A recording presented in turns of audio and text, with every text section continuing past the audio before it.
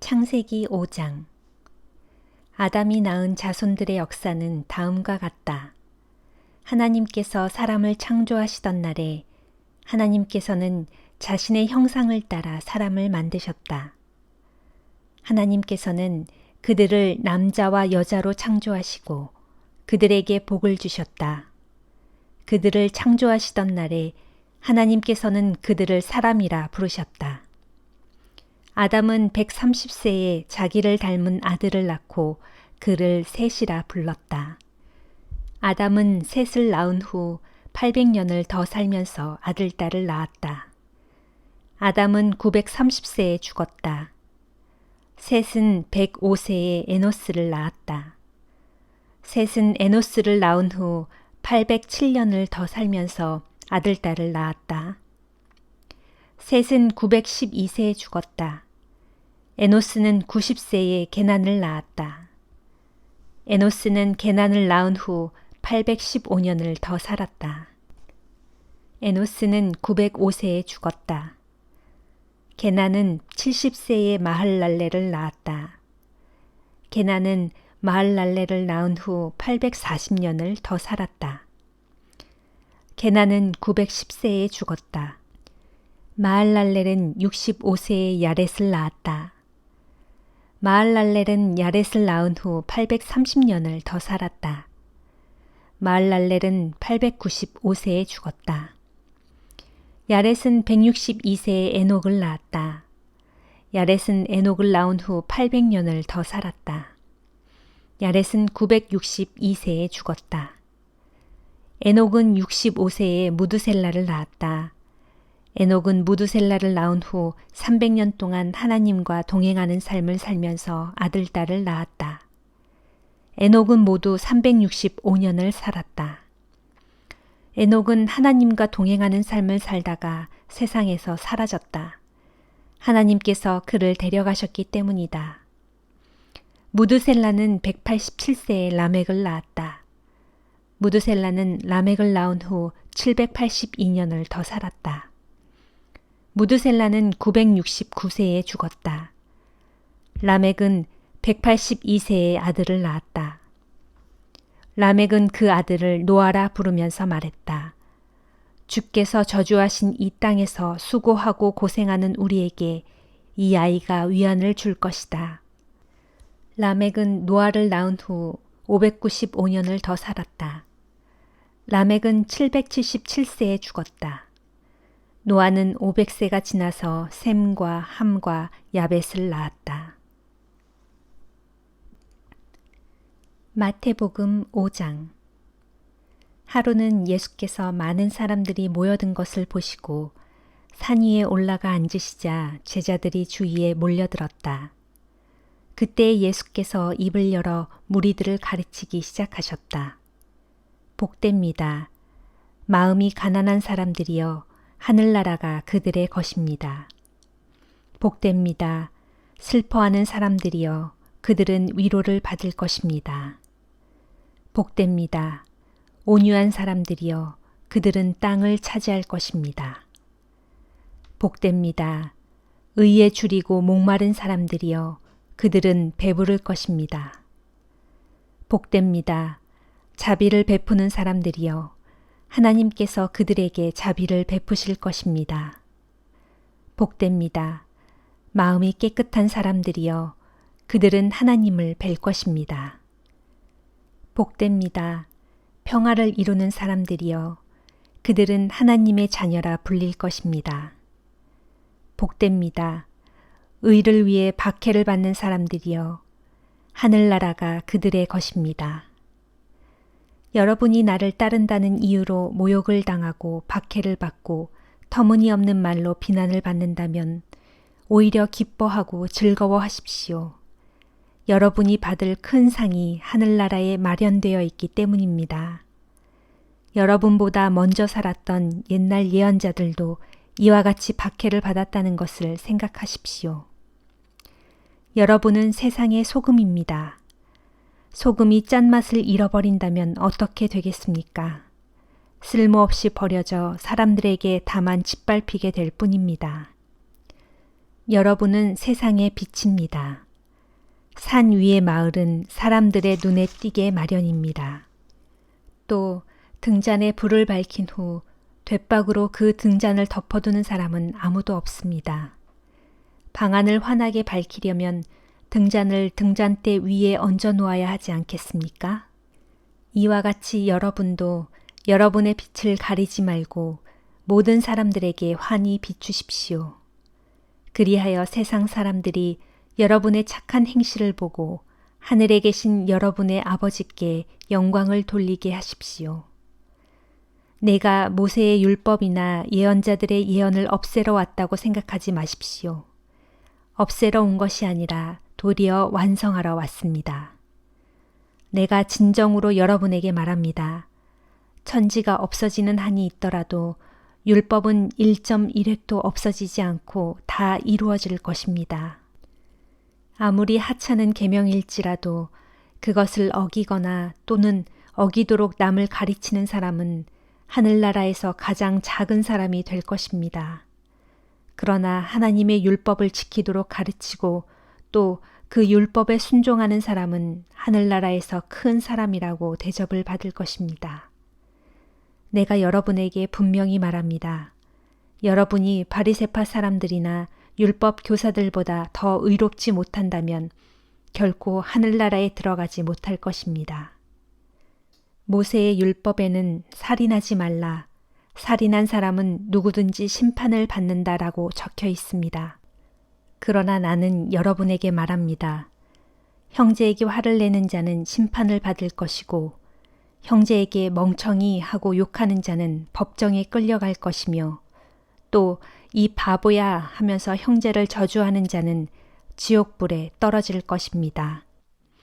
만일 당신이 하나님께 제물을 드리려고 할 때 당신에게 원한을 품고 있는 형제가 나타나거든 제물을 그대로 두고 그 형제를 찾아가서 먼저 화해한 다음에 다시 돌아와서 하나님께 제물을 바치도록 하십시오.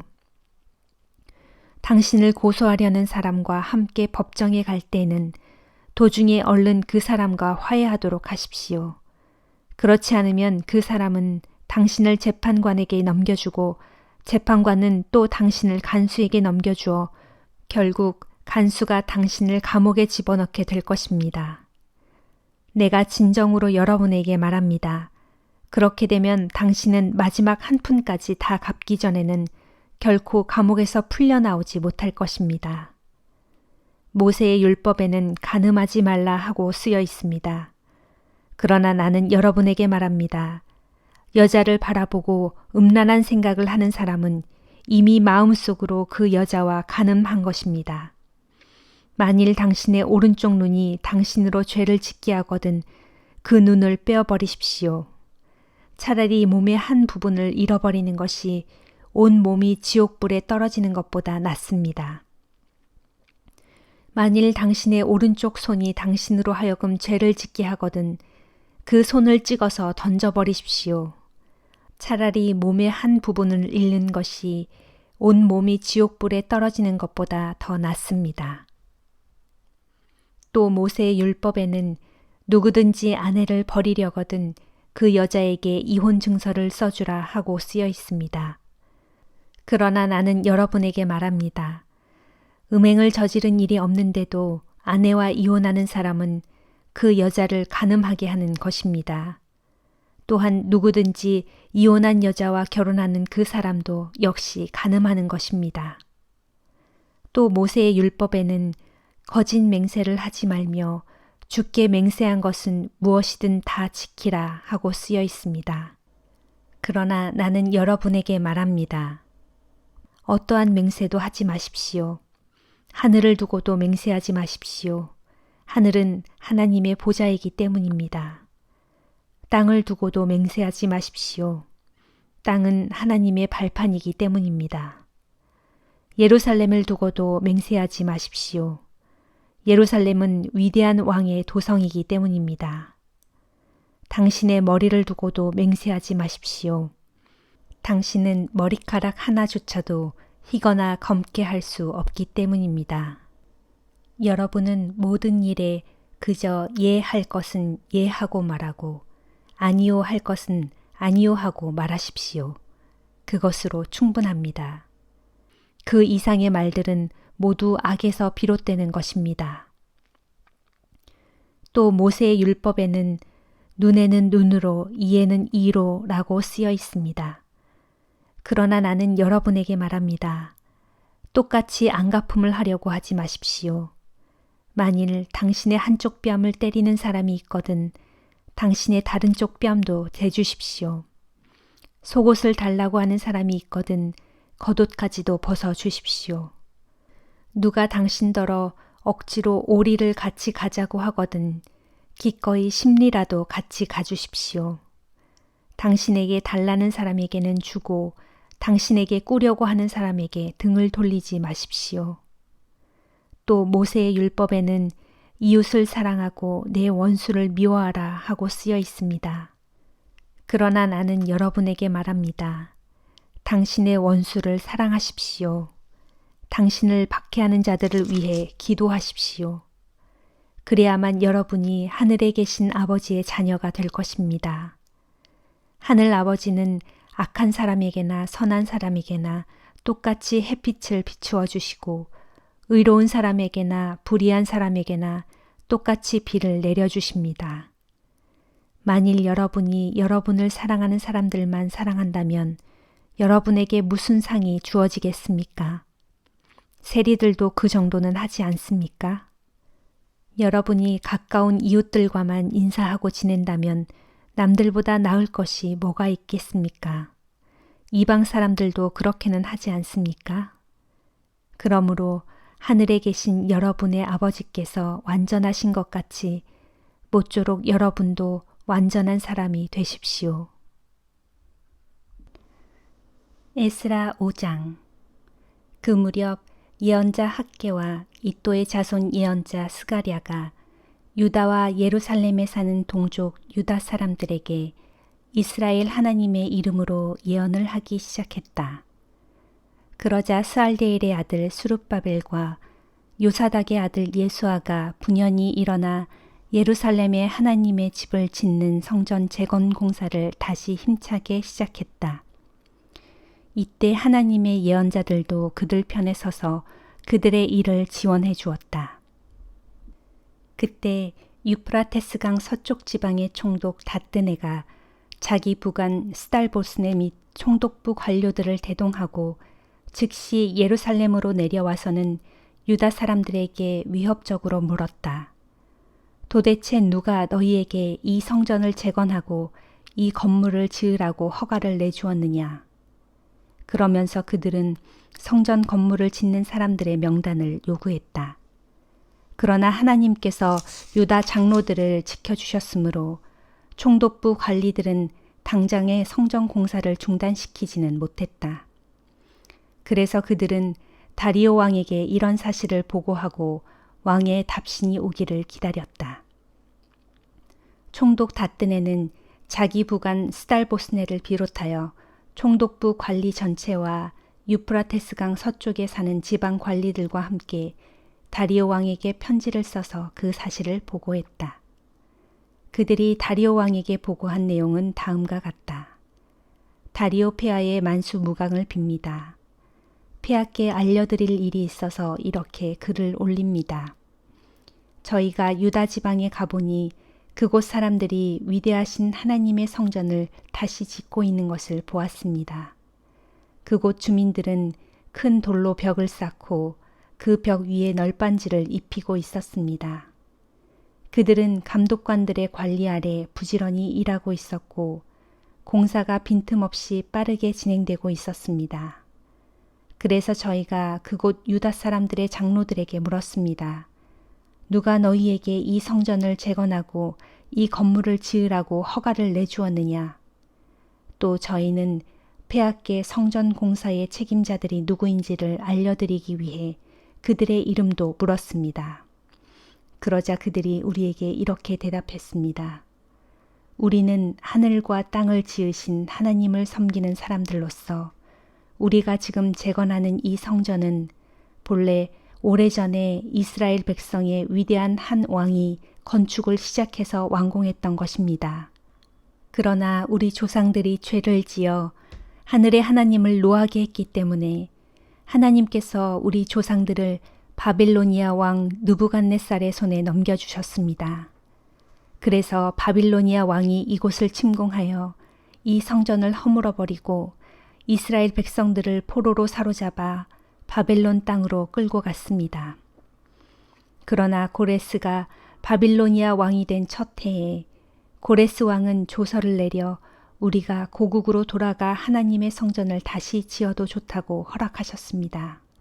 그뿐만 아니라 고레스 왕은 옛날 느부갓네살 왕이 예루살렘 성전에서 빼앗아 바벨론 신전에 가져다 놓았던 하나님 성전의 금그릇과 은그릇도 돌려주었습니다. 그리고 고레스 왕은 세스바살이라는 사람을 유다 총독으로 임명하고 그에게 하나님 성전의 기구들을 모두 넘겨주었습니다. 그때 고레스 왕은 유다 총독 세스바살에게 명령하기를 이 기구들을 가지고 예루살렘으로 돌아가 성전에 다시 보관하고 본래의 자리에다 하나님의 성전을 다시 세우라 하셨습니다. 그리하여 유다 총독 세스바살은 귀한 민들을 거느리고 예루살렘으로 돌아와서 옛 터의 성전 기초를 다시 놓았고 그날부터 지금까지 성전 공사를 계속해왔지만 아직까지 건물을 완성하지 못했습니다. 그러므로 이제 폐하께서는 궁중의 서고를 조사하시어 정말로 고레스 왕이 예루살렘의 하나님의 성전을 재건하라고 유다 백성들에게 명령을 내린 사실이 있었는지 조사해 주시기 바랍니다. 그런 후에 폐하께서 이 문제에 대해 결정하신 사항을 저희들에게 알려주시기를 바랍니다. 사도행전 5장. 아나니아라는 사람도 자기 아내 삽비라와 의논한 후에 자기 땅을 팔았다. 그런데 아나니아는 땅 판돈의 일부를 따로 떼어놓고는 나머지 돈을 사도들에게 내놓으면서 그것이 땅 판돈의 전부라고 하였다. 이런 사실은 그의 아내 삽비라도 다 알고 있었다. 그러자 베드로가 말했다. 아나니아여, 그대는 어찌하여 사탄에게 마음을 빼앗겨 성령을 속이고 거짓말을 하는 거요? 왜 땅값의 일부를 따로 챙겨둔 거요? 땅을 팔기 전에도 그것은 그대의 소유였고 땅을 판 후에도 그 돈의 처분은 그대에게 달린 일이 아니오. 그런데 어째서 이처럼 거짓으로 행동하는 것이오? 그대는 우리를 속인 것이 아니라 하나님을 속인 것이오. 이 말을 듣자마자 아나니아는 그 자리에 쓰러져 즉시 죽었다. 그리고 이 소식을 들은 사람들은 모두 크게 두려워하였다. 젊은이들이 들어와 아나니아의 시체를 싸서 메고 나가 땅에 묻었다. 3시간쯤 지나 그의 아내 삽비라가 아무것도 모르는 채 들어왔다. 베드로가 그 여자에게 물었다. 그대와 아나니아가 땅을 팔아서 받은 돈이 그게 전부요? 그러자 여자가 대답했다. 예, 그게 전부입니다. 그러자 베드로가 그 여자에게 말했다. 어찌하여 그대들은 서로 짜고 주의 영을 시험하려고 하는 것이오. 보시오, 그대 남편을 묻고 돌아온 젊은이들이 지금 막 문 밖에 와 있소. 그대도 그들의 손에 또한 실려나갈 것이오. 바로 그 순간 그 여자도 베드로의 발 앞에 쓰러져 죽었다. 젊은이들이 들어와 여자가 죽어 있는 것을 보고는 그 시신을 메고 나가서 남편 곁에 묻었다. 온 교회는 물론이고 이 이야기를 전해 들은 사람마다 모두 큰 두려움에 사로잡혔다. 사도들은 사람들 가운데 많은 기적과 놀라운 일들을 행했다. 그리고 믿는 사람들은 모두 한 마음이 되어 성전 안에 솔로몬 행각에 모이곤 했다. 사람들은 믿는 사람들을 크게 칭찬하면서도 감히 그들 속에 합류할 생각을 내지 못했다. 그럼에도 주님을 믿는 남녀의 숫자는 점점 더 불어나 큰 무리를 이루게 되었다. 사람들은 병자들을 들것이나 자리에 뉘어 거리로 메고 나와 눕혀놓았다. 베드로가 지나갈 때 그의 그림자만이라도 그들에게 덮이기를 바라서였다. 또 예루살렘 근처의 여러 동네에서도 사람들이 병자들과 악한 귀신에 사로잡혀 고통스러워하는 자들을 데리고 나왔는데 그들은 모두 고침을 받았다. 그러자 대제사장과 그의 일당인 사두개파 사람들은 시기하는 마음이 가득 차서 사도들을 붙잡아다가 감옥에 가두었다. 그런데 그날 밤 주님의 천사가 나타나 감옥 문을 열고 사도들을 밖으로 데리고 나오면서 말했다. 가라, 성전으로 가서 사람들에게 이 새 생명의 말씀을 남김없이 모두 전하여라. 그리하여 동이 틀 무렵 사도들은 성전으로 가서 사람들에게 복음을 가르치기 시작했다. 한편 대제사장과 그 일당이 도착하여 이스라엘의 장로들로 구성된 공회를 소집한 후에 감옥에 갇혀있는 사도들을 데려오라고 사람을 감옥으로 보냈다. 경비병들이 감옥에 가서 보니 사도들이 감옥에 없었다. 그들은 공회로 돌아와 이렇게 보고했다. 감옥 문도 단단히 잠겨 있고 보초도 문 밖에 서 있었는데 우리가 감옥 문을 열어보니 그 안에 아무도 없었습니다. 이 보고를 들은 성전 경비대장과 대제사장들은 무척 혼란스러워하면서 대체 다음에는 또 무슨 일이 일어날 것인지 두려워했다. 그때 어떤 사람이 들어와서 말했다. 보십시오. 감옥에 갇혔던 그 사람들이 지금 성전에서 사람들을 가르치고 있습니다. 경비대장은 즉시 경비병들을 이끌고 성전으로 가서 사도들을 붙잡아 왔다. 하지만 그들은 사람들이 자신들에게 돌을 던질까 두려웠기 때문에 사도들을 붙잡을 때 폭력은 쓰지 않았다. 그들이 사도들을 붙잡아 와서 공회 앞에 세워놓자 대제사장이 신문했다. 우리가 당신들에게 예수에 대해서는 2번 다시 사람들에게 가르치지 말라고 단단히 일렀지 않았소. 그런데 당신들은 온 예루살렘에 예수의 가르침을 퍼뜨리고 있소. 게다가 당신들은 그 사람이 흘린 십자가의 피에 대한 책임이 우리에게 있다고 뒤집어 씌우고 있소. 베드로와 사도들이 대답했다. 우리는 사람이 아닌 하나님께 복종해야 합니다. 우리 선조들의 하나님께서는 여러분이 십자가에 매달아 죽인 예수를 다시 살리셨습니다. 그런 후 하나님께서는 이스라엘 백성이 회개하고 죄 용서함을 받도록 하시려고 예수를 높이시어 자신의 오른편에 앉으시고 우리의 왕이요 구주로 삼으셨습니다. 우리는 이 모든 일의 증인입니다. 또한 하나님을 따르는 사람들에게 하나님께서 주시는 성령도 그 일의 증인이십니다. 이 말을 듣고 공회 의원들은 크게 격분하여 사도들을 죽이려고 했다. 그때 바리새파에 속하는 가말리엘이라는 사람이 자리에서 일어났다. 그는 율법 교사로서 이스라엘 뭇 백성들에게 존경받는 인물이었다. 그는 자기가 발언하는 동안 잠시 사도들을 밖으로 내보내달라고 요구했다. 이윽고 가말리엘이 동료들에게 말했다. 이스라엘 사람들이여, 이 사람들에게 하고자 하는 일에 대해 삼가 깊이 생각해 보는 것이 좋겠소. 이전에 드다라는 사람이 일어나서 자기가 위대한 사람이라고 주장하니 400명이나 되는 사람들이 그를 따랐소. 그러나 그가 죽임을 당하자 따르던 사람들이 제각각 다 흩어져 버렸고 그 모든 일이 아무것도 아니게 되었소. 그 뒤에 인구조사를 하던 해에도 유다라는 갈릴리 사람이 일어나서 백성들을 선동하여 많은 패거리들을 이끌고 다녔지만 그가 죽임을 당하자 그를 따르던 자들도 다 흩어져 버렸소. 그러므로 나는 이번 경우에 대해 여러분께 제안합니다. 이 사람들을 그냥 내버려 두시오. 그들을 자유롭게 풀어주시오.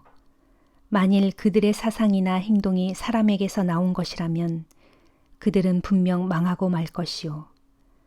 그러나 만일 하나님께로부터 나온 것이라면 어떻게 여러분이 그들을 막을 수 있겠소? 그러다가는 여러분이 하나님과 맞서 싸우는 자들이 될까봐 두렵소. 공회는 가마리엘의 말이 옳다고 여겨 그의 제안을 받아들였다. 그래서 그들은 사도들을 불러들여 매질을 가한 후 예수의 이름으로 다시는 말하지 말 것을 명령하고는 풀어주었다.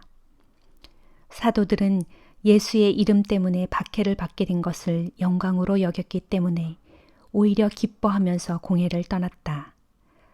이후에도 사도들은 날이면 날마다 성전에 들어가서 그리고 가정집을 일일이 돌아다니면서 예수가 곧 그리스도이심을 널리 가르치고 힘차게 선포했다.